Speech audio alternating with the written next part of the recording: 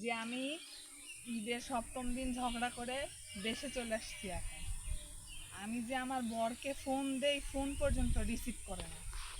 100 বার দিনে বাটন ফোনে ফোন দিয়েছি, ভিডিও কলেও ফোন দিছি, মেসেঞ্জারেও ফোন দিছি, কিন্তু আমার বর আমার ফোন রিসিভ করে না। SMS-ও দিচ্ছি, রিপ্লাইও দিচ্ছি না। কি করা যায় আপনারাই বলেন তো। ছোট্ট একটা বিষয় নিয়ে আমার সাথে এরকম করতেছে, আমার কি মন ভালো থাকবে? গ্রামে আসছি আনন্দ করতে, ভাবছিলাম দুইজন মিলে একসাথে আসবো অনেক আনন্দ করতে। পরে আমি একটু অসুস্থ হয়েছিলাম, আমার জ্বর এসেছিল, তারপর জ্বরটা ভালো হয়েছে, তারপর আমি ঝগড়া করছি, ঝগড়া করার পর একাই আসছি। কিন্তু আপনারাই বলেন, আমরা যদি দুজন আসতাম গ্রামে, আমার শ্বশুর বাড়িও গ্রামে, আমার আমার শ্বশুর বাড়িও গ্রামে, আমার হচ্ছে বাবার বাড়িও গ্রামে, নওগাঁ জেলায়। আপনারা হয়তো বা রাজশাহী নওগাঁ জেলার নাম শুনে থাকবেন। এখানে আমার গ্রামের বাসা, আমার শ্বশুর বাড়িও এবং আমার মায়ের বাড়িও এখানেই। এখানে যদি দুইজন মিলে আসতাম কতই না ভালো হতো। কিন্তু দেখেন, আর আমি একা একা আসছি, মন মরা হয়, শুধু ঘুরতেছি, একা একা ভালো লাগে। সবাই বলতেছে জামাই কোথায়, জামাই কোথায়, জামাই কোথায়। আমি বলতেছি যে জামাই আছে, জামাইয়ের মনে সে আসবে হয়তো বা 4-5 দিন পর। আমার বলছিল যে তুমি আগে যাও, তারপর তোমাকে আমি নিতে 4-5 দিন পর নিতে যাব।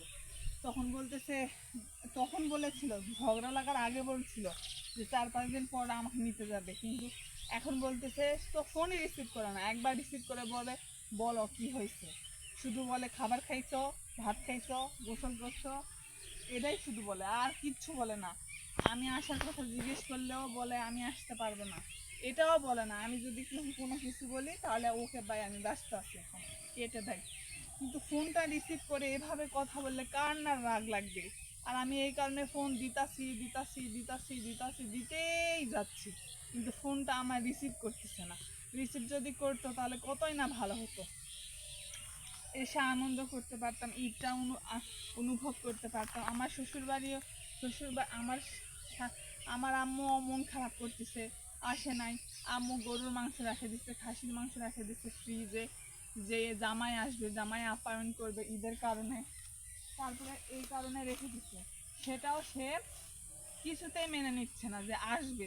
আমি যতবার ফোন দিয়ে বলতেছি যে আসো আসো আসো, সে ততবারই বলতেছে আমি ব্যস্ত আছি, ব্যস্ত আছি, ব্যস্ত আছি।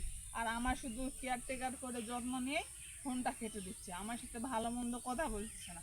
কার না এরকম রাগ লাগে বলেন, আপনারাই বলেন। তারপরে ভাবেন, আপনাদের সংসারে যদি এরকম ঝামেলা হয়, তাহলে আপনারা এখন মানে কোথায় যাবেন? মানে আমি এখন কি করব আপনারাই বলেন। এই ছোট্ট একটা বিষয় নিয়ে আমাদের সুখের সংসারে যদি গন্ডগোল হয়, তাহলে ভাবেন কত মানে কত একটা মানে দূরত্ব হতে পারে। ছোট বিষয় নিয়ে বিন্দু বিন্দু জলেই তো সাগর সৃষ্টি হয় না। তাই ছোট্ট একটা বিষয় নিয়ে